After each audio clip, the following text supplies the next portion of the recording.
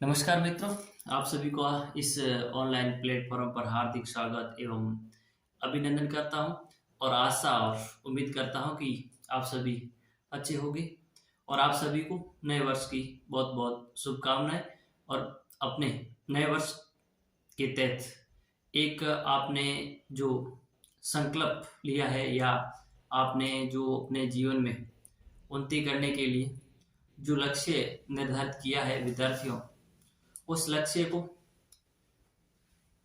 उस लक्ष्य को भेजने के लिए आप और हम सब मिल करके प्रयास करेंगे, ताकि आप विद्यार्थियों जिस लक्ष्य को भेजने जा रहे हो या जिस लक्ष्य को विद्यार्थियों प्राप्त करने जा रहे हो, उस लक्ष्य के अंदर हम भी आपका एक सहायक के रूप में काम करें, ताकि विद्यार्थियों आप उस लक्ष्य को या उस अपना जो ध्येय है वहां तक आराम से या आसानी से पहुंच सकते हैं। और विद्यार्थियों या मित्रों, आज अपन जिस बिंदु के बारे में चर्चा करेंगे वह विद्यार्थियों अपना जो बिंदु रहेगा वह रहेगा ज्वालामुखी से संबंधित। किसी संबंधित रहेगा? ज्वालामुखी से संबंधित बिंदु रहेगा।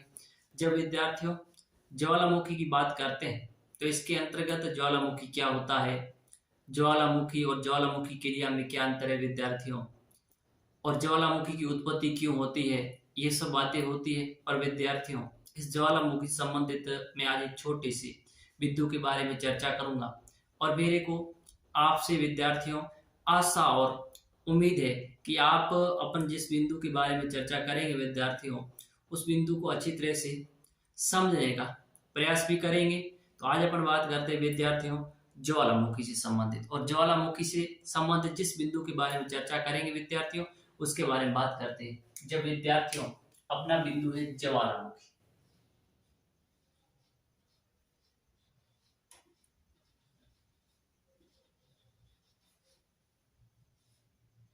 बिंदु है ज्वालामुखी। जब विद्यार्थियों ज्वालामुखी की बात करते हैं तो इसके अंतर्गत आज अपन जो बात करेंगे वो बात ये करेंगे विद्यार्थियों कि ये जो ज्वालामुखी क्रिया का उद्भेदन होता है उस समय किस प्रकार की आकृतियां हैं उनका निर्माण होता है।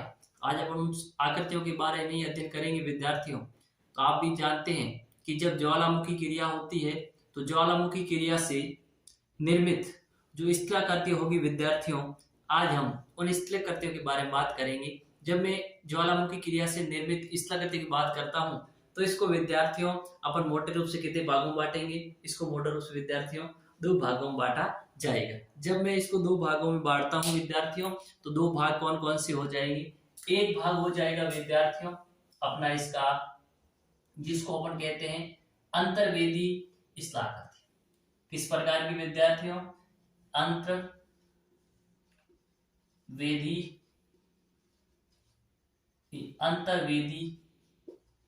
स्थलाकृति, या विद्यार्थियों अपन इसको क्या कह सकते हैं, या इसको अपन देखें विद्यार्थियों तो मोटे रूप से इसको अपन ये भी कह सकते हैं कि आंतरिक स्थलाकृति। अब ये भी अपन देखेंगे कि आंतरिक स्थलाकृति क्या होती है।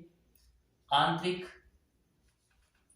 स्थलाकृति, ठीक है विद्यार्थियों। अगली बात अपन करते हैं बहिर्वेदी स्थलाकृतियों के बारे में। किस प्रकार की आकृतियां बनेगी विद्यार्थियों? दूसरे प्रकार की, यानी जो आकृति बनेगी वो बनेगी अपनी बहिर्वेदी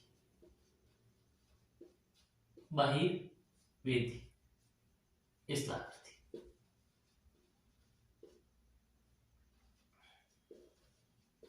बहिर्वेदी स्थलाकृति, इस प्रकार से ये ज्वालामुखी क्रिया होती है विद्यार्थियों। ज्वालामुखी क्रिया से दो प्रकार की आकृतियां बढ़ेंगी अपने पास विद्यार्थियों, एक अंतर्वेदी स्थलाकृति बढ़ेगी, एक बहिर्वेदी। जब विद्यार्थियों मैं अंतर्वेदी स्थलाकृति की बात करता हूं तो इस प्रकार की जो आकृतियां बढ़ेगी विद्यार्थियों, वो आकृति पृथ्वी के आंतरिक भाग में बढ़ेगी विद्यार्थियों। कहां पे बनेगी? पृथ्वी के जो अंदर वाला भाग। जब पृथ्वी की संरचना की बात करते हैं विद्यार्थियों तो अपन जो पृथ्वी का एक भाग जो दुर्बलता मड होता है विद्यार्थियों, वहां से मैग्मा का क्या होता है? उद्भेदन होता है, या मैग्मा चैम्बर होता है विद्यार्थी, वो अपन आगे बात करेंगे। तो ये जो अंतर्वेदी स्थलाकृति बढ़ेगी विद्यार्थियों, वो पृथ्वी के आंतरिक भाग में बढ़ेगी। और बहिर्वेदी स्थलाकृति बढ़ेगी, ये आकृति विद्यार्थियों जब मैग्मा है पृथ्वी के आंतरिक भाग को तोड़ते हुए बाहरी सतह पर आकर जमेगा, तो वहां पर जो स्थलाकृति बढ़ेगी उसको अपन कहेंगे बहिर्वेदी स्थलाकृति। जब विद्यार्थियों मैं बहिर्वेदी स्थलाकृति की बात करता हूं तो इसको भी अलग प्रकार अपन विभाजित करते हैं विद्यार्थियों कि ये जो बहिर्वेदी स्थलाकृति बनती है वो लावा के निकलने की प्रक्रिया के हिसाब से अलग अलग प्रकार की बनती है। एक बनती है केंद्रीय विस्फोट से निर्मित स्थलाकृति विद्यार्थी, केंद्रीय विस्फोट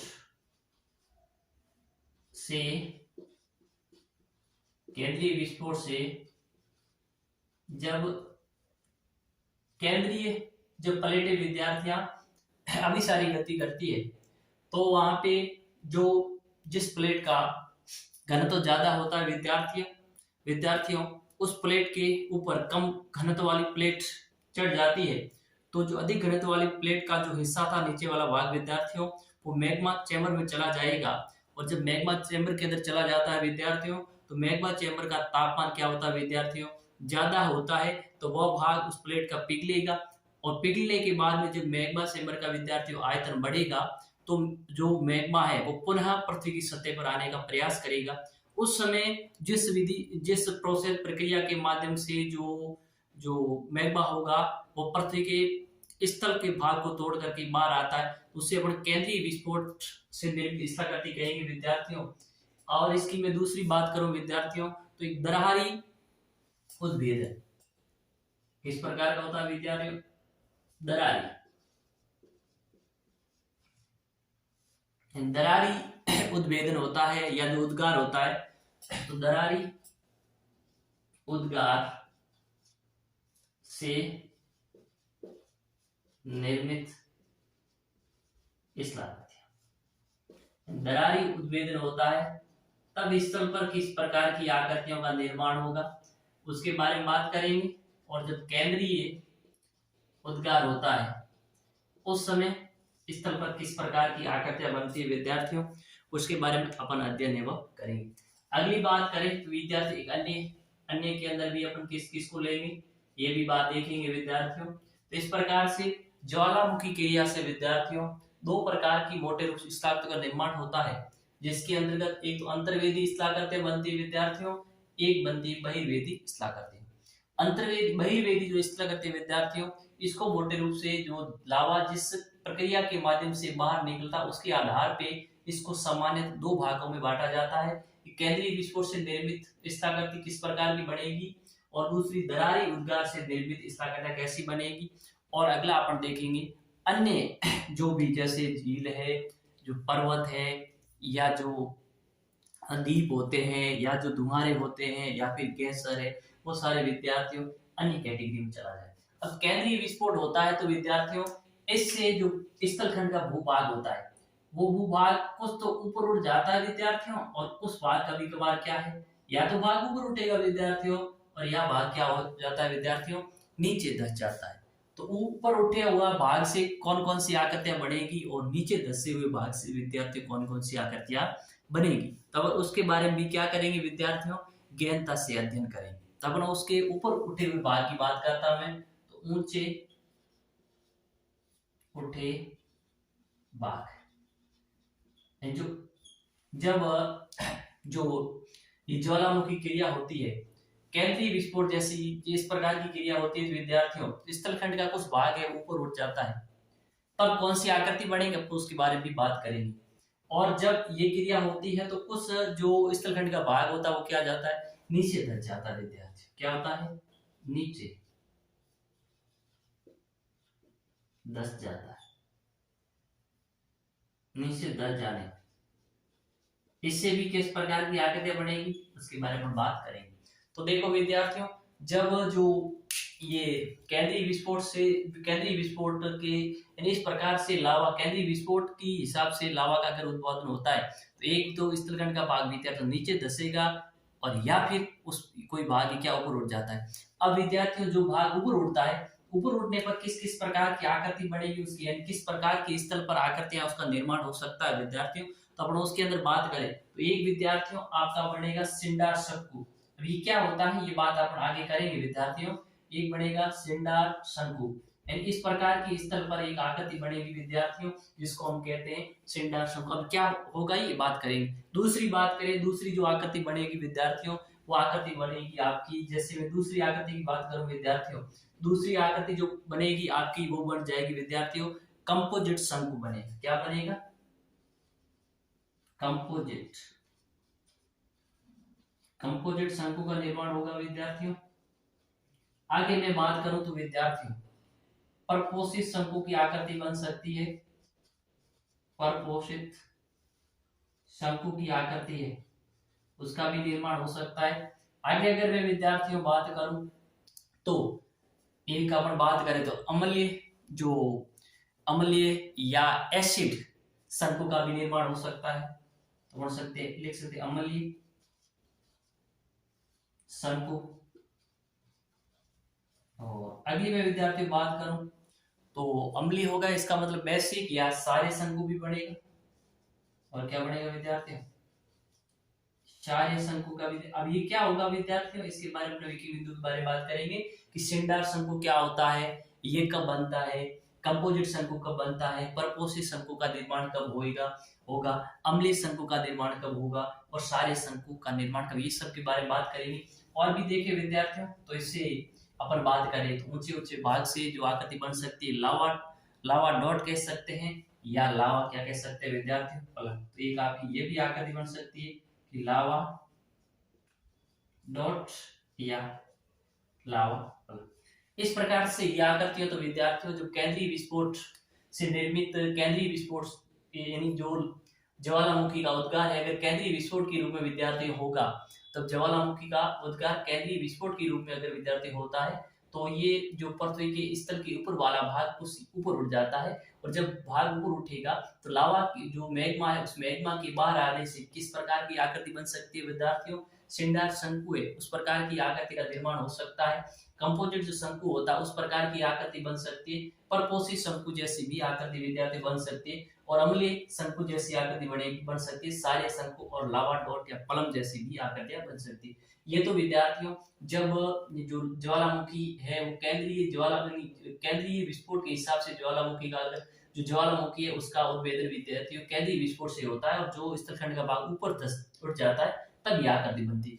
अब कभी कभार क्या होता है विद्यार्थियों कि जब केंद्रीय विस्फोट ज्वालामुखी क्रिया है वो केंद्रीय विस्फोट के रूप में अगर उद्गार होती है या केंद्रीय विस्फोट रूप में घटित होती है घटना, तो विद्यार्थियों कुछ भाग है कभी कभार क्या होता है नीचे धस जाएगा, और जब भाग नीचे धस जाएगा तब भी स्थल पर क्या बनती है विद्यार्थियों, कुछ प्रकार की स्थलाकृति का निर्माण होगा ही होगा। जब कुछ प्रकार की स्थलाकृति का निर्माण होगा विद्यार्थियों, तो फिर अपन उसको किस नाम से जानेंगे, तो अपन उसको विद्यार्थियों या क्रेटर झील कह सकते हैं। क्या बनेगा विद्यार्थियों? क्रेटर बनेगा। मैं कह सकता हूँ क्रेटर झील बन सकती है विद्यार्थी। अब ये क्रेटर झील क्या होती है इसके बारे में अपन चर्चा विद्यार्थी करेंगे। दूसरी बात करो तो क्या बन सकता है विद्यार्थी, कालडेरा का निर्माण हो सकता है। किसका निर्माण हो सकता है? कालडेरा झील का भी निर्माण हो सकता है। तो ये दो भाग जिसके नीचे धसने से क्रेटर झील या फिर विद्यार्थी क्या बन सकता है, कालडेरा। तो ये बात तो अपने की जब केंद्रीय विस्फोट ज्वालामुखी है वो केंद्रीय विस्फोट के रूप में घटित होती है, पर जब कुछ भाग ऊपर उठेगा तो ये स्थलाकृति बनेगी, कुछ भाग नीचे धसेगा विद्यार्थियों ये स्थलाकृति बनेगी। दूरी है दरारी उद्गार से निर्मित स्थल। जब अब लावा का जो उद्भेदन है यानी पृथ्वी के आंतरिक भाग से विद्यार्थियों जो लावा है अब वो दरार के रूप में बाहर आएगा। किस रूप में आएगा विद्यार्थियों? दरार के रूप में। और जब दरार के रूप में विद्यार्थियों बाहर आता है तो इसका मतलब है कि वो बिल्कुल उसके लावा के बाहर आने की गति बिल्कुल क्या होगी विद्यार्थियों, धीरे होगी। क्यों? क्योंकि लावा को बाहर आने के लिए जिस मार्ग की आवश्यकता है ना विद्यार्थियों वो दरार है, तो इसका मतलब उसको मार्ग मिल रहा है। तो सीधी सी बात है कि जो लावा है वो धीरे कम धीमी गति से बाहर आएगा पृथ्वी के ऊपरी सतह पर आकर विद्यार्थियों अधिक क्षेत्रफल पर क्या हो जाता है विद्यार्थियों, फैल जाता है। इसलिए इसकी ज्यादा ऊंचाई होती नहीं। जो अधिक भूभाग पे अधिक क्षेत्र फैलेगा तो क्या बनेगा, या तो पठार बनेगा विद्यार्थियों या फिर क्या बनेगा, मैदान बनेगा। तो सीधी सी बात है यानी जो दरारी उद्गार से निर्मित स्थलाकृति जो लावा बाहर आएगा उससे जो मैग्मा बाहर आएगा, मैग्मा बाहर आने के बाद में जो आकृति बनेगी उससे पर कह सकते हैं लावा निर्मित विद्यार्थियों मैदान बन सकता है। लावा मैदान या लावा निर्मित मैदान, इसको मैं लावा मैदान भी कह सकता हूँ विद्यार्थियों। या फिर क्या बनेगा, लावा पठार। यानी मैदान से विद्यार्थी पठार की ऊंचाई ज्यादा होगी, लावा पठार। या इसके अंदर कभी कभार अपन पढ़ते छोटी आकृति या मेसा या क्या बन सकती है विद्यार्थियों, बूटी भी बन सकती है। क्या बन सकती है? तीसरी आकृति की बात करूं जिसको हम मेसा कहते हैं, या फिर क्या कहते हैं विद्यार्थी, इसको बूटी कहते हैं। क्या कहते हैं? बूटी। ये क्या होती है, सबके बारे में विस्तृत रूप से चर्चा करेंगे विद्यार्थियों आगे। तो दरारी उद्गार से निर्मित, जो दरारी उद्गार से जो ज्वालामुखी का ज्वाला का जो उद्गार होता है विद्यार्थियों, उस ज्वाला के उद्गार होने से स्थल पर जो आकृति बनेगी, तो लावा का मैदान का निर्माण होगा, लावा पठार का निर्माण होगा, और किसका होगा विद्यार्थियों, मेसा या बूटी का निर्माण होगा। किसका होगा विद्यार्थियों, मेसा या बूटी। इस प्रकार से ये दो आकृति। अगली बात अन्य में देखें विद्यार्थियों, अन्य यानी ये ज्वालामुखी क्रिया के घटित होने से विद्यार्थियों स्तर पर अन्य किस प्रकार की आकृति बन सकती। जब मैं विद्यार्थियों अन्य प्रकार की आकृति की बात करता हूं तो उसमें जैसे पर्वत भी बन सकता है विद्यार्थियों। क्या बन सकता है? पर्वत का भी निर्माण हो सकता है। या फिर बात करूं मैं तो और क्या बन सकता है विद्यार्थियों, द्वीप का भी निर्माण हो सकता है। पर्वत भी बन सकता है विद्यार्थियों, द्वीप भी बन सकता है, और किसका निर्माण हो सकता है विद्यार्थियों, झील का भी निर्माण हो सकता है। और बात करूं तो क्या विद्यार्थियों, गैसर, और मैं बात करूं तो विद्यार्थियों क्या, धुआं। किस क्या विद्यार्थियों, धुआं। ये सभी ज्वालामुखी क्रिया की घटित होने पर इन सब का निर्माण है वो विद्यार्थियों होता है। ये सारे के सारे स्तर पर होते विद्यार्थी। इस प्रकार अभी अपन ने जिन जिन के बारे में अध्ययन किया विद्यार्थियों, तो अपन ने अध्ययन किया था कि बहिर्वेदी इसका कहते हैं कि जब इसकी बात करें विद्यार्थी, इसमें जब मैग्मा पृथ्वी जब मैग्मा पृथ्वी की सतह पर आकर जब मैग्मा पृथ्वी की सतह पर आकर